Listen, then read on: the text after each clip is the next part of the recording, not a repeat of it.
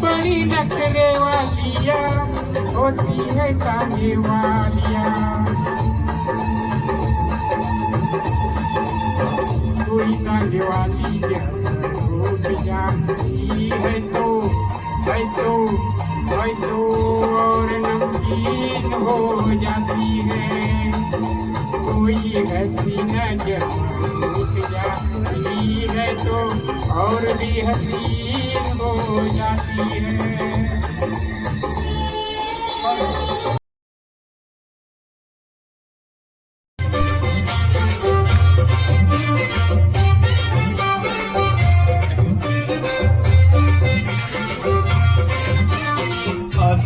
वड्यात येईल वरात लगीन आहे दारात पाय ग।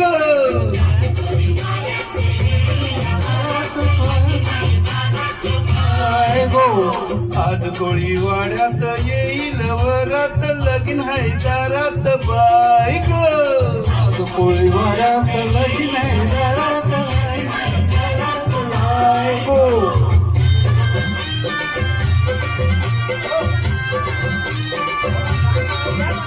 नेसून लुगड भारींच लागतीन ढोल पोरींच मापल्यानं. बंधूनो, आज 2-3 वर्ष आम्ही बघतोय की आम्ही लहान असताना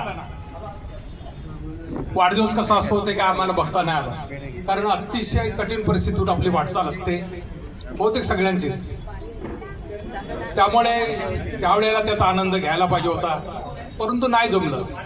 परंतु ज्येष्ठ नागरिक संघामार्फत आमचे सर्व सन्माननीय बंधू आज अनेक वर्ष अतिशय नेक असा हा कार्यक्रम या ठिकाणी करतायत. आणि कार्यक्रम म्हटला की किती धावपळ असते ते नियोजन करणाऱ्या मंडळींना माहिती असतं, आणि ते अतिशय ताकदीने हा कार्यक्रम करतायत. आणि तो आम्हाला जी काय त्रुटी होत्या, आम्हाला जी काय उणीव होती ती आज भरून घालतायत. तुम्हाला माहिती आहे, प्रत्येक दिवसाचा हा सूर्य नवीन दिशा, नवीन तेज, नवीन आनंद देणारा असतो.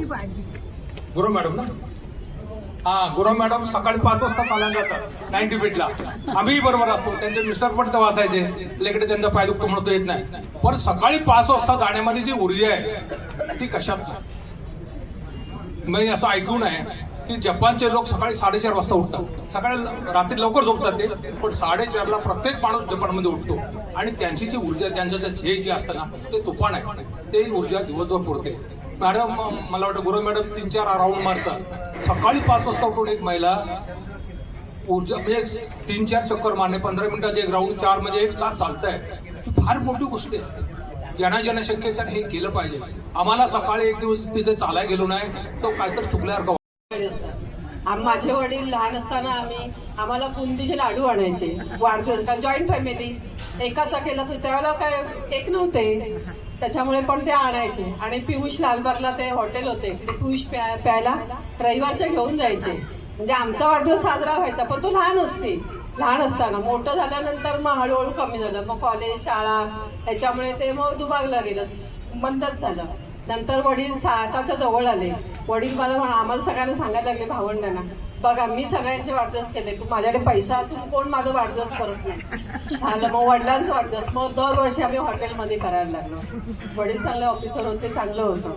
पण मग गेल्या वर्षी वाढले, मी गेल्या पोल, कारण का मागच्या वर्षी मी त्यांची पोल खोललेली होती. बरं झालं.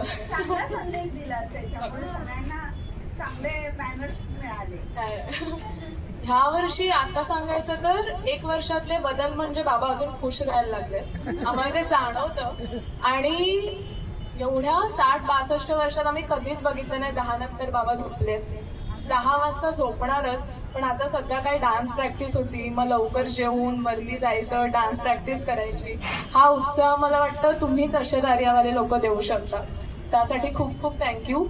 आणि एक गोष्ट चांगली की वाईट तुम्ही ठरवा. रोजचं बाबांचं रुटीन सांगते मी. ऑफिसवरून आले की 8:30ला येणार, आईने जेवायला वाढल्यावर बोलणार, आज ना खाली खाऊन आलोय, जास्त जाणार नाही. आता त्या जेवणाचं काय करायचं हे तुम्ही सांगा, पण रोज वडापाव असेल, भाकरवडी असेल, काय केक असेल, खूप छान आहे गोष्ट. कारण का बाबा बाहेरचं अजिबात खायचं नाही. आम्ही त्यांना कितीही आणून दिलं तरी हॉटेलमधलं नको, केक नको, त्यांच्या बर्थडेला पण नाही. आम्हाला खरंच आश्चर्यचकित असतं की हे एवढं खातात कसं, आणि घरी येऊन वरून सांगतात की जेवायला पण नको, म्हणजे पोट भरून खाल्लेलं असतं, असं नाही की नावाला खाल्लेलं आहे. हा एक चांगला बदल झालाय त्यांच्यात. पण ते जेवणाचं काय करायचं किंवा आधीच एक ग्रुपवर येऊन जाऊन देत की आज जेवणाची सोय झालेली आहे म्हणजे घरी नको बनवायला. पण ती एक चांगली गोष्ट.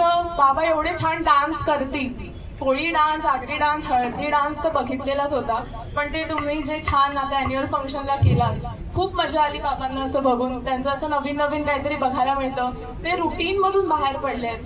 40 वर्ष सकाळी 4 ते रात्री 10 याच्यातच त्यांचं रुटीन असायचं, कारण का रेल्वेचे एकदम कॉमन आणि युनिक त्यांची ड्युटी होती की ह्याच वेळेत जायचं आणि ह्याच वेळेत घरी यायचं. पण आता ते रात्री जागतायत किंवा एखादा तुमचा प्रोग्राम मिस झालाच. होळीला आम्ही मागच्या वर्षी कोल्हापूरला गेलो, त्यांना होळी अटेंड नाही करतात. एवढं त्यांच्या मनाला लागलं की नाही आता केलंच पाहिजे. त्याच्यामुळे तुमच्या लोकांमध्ये ते जास्त मिक्स होतात. किंवा खाली तुमची गँग नाही बसली की आमचा रोज प्रश्न असतो सकाळी, आज बसले का नाही, मग आज स्पीकर आणायला गेलोय, मग आज हे बघायला गेलोय. म्हणजे आम्हाला पण तुमच्या सगळ्यांची एवढी सवय लागली आहे. असंच सगळे छान राहा आणि बाबा अजून असंच खुश आणि यंग दिसून देत.